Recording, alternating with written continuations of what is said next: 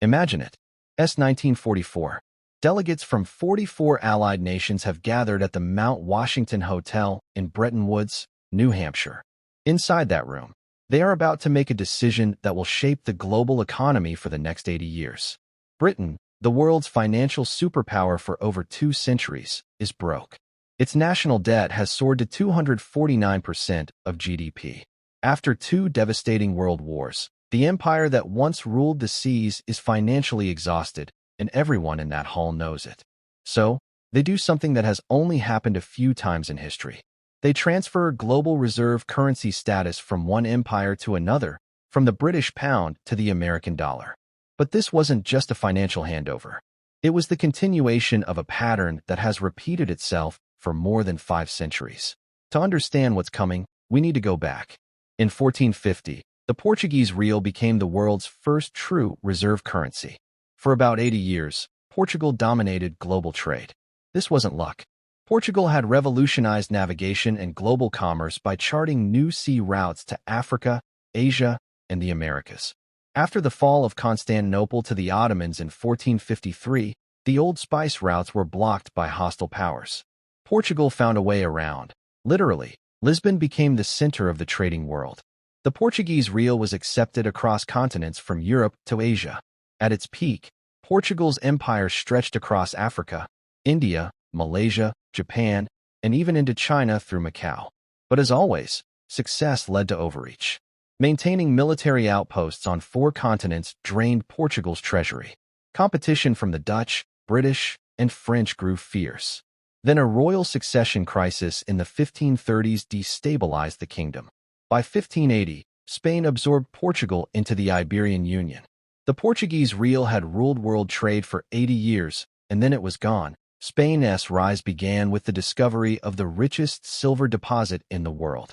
The mountain of Potsi High in the Bolivian Andes, it produced nearly half the world's silver between 1575 and 1635.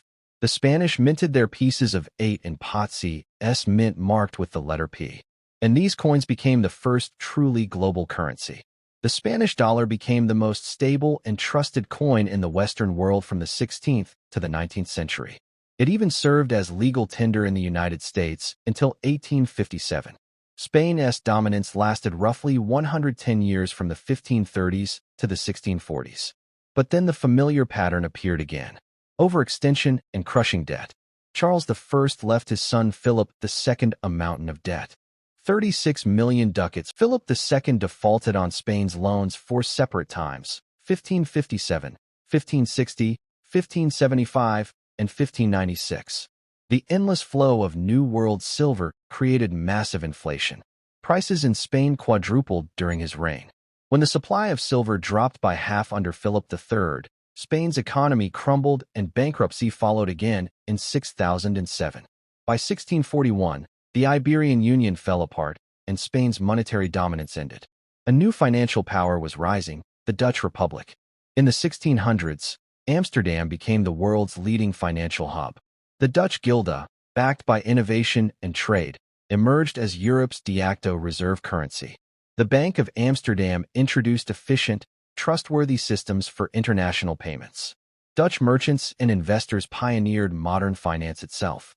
They created the world's first stock exchange, marine insurance, and new instruments like acceptance credit and publicly traded company shares. From 1642 to 1720, roughly 78 years, the Dutch guilder dominated world trade, accounting for more than a third of all international transactions. But even the Dutch fell into the same trap. Military overreach, especially during the Fourth Anglo-Dutch War, 1780-1784, bankrupted the country. The Dutch East India Company collapsed under the strain of its conflicts with the British. By the late 1700s, Britain had risen to take its place. The pound sterling, backed by industrial power and a vast colonial empire, became the next global reserve currency. For over 2 centuries, from the 1720s to 1944, it ruled world trade longer than any currency in modern history. At the height of British dominance, over 60% of world trade was invoiced in pounds. London was the global hub for insurance, commodities, and investment. The gold standard further strengthened the pound's supremacy, And after the Great Recoinage of 1816, Britain's currency was considered the most stable on Earth.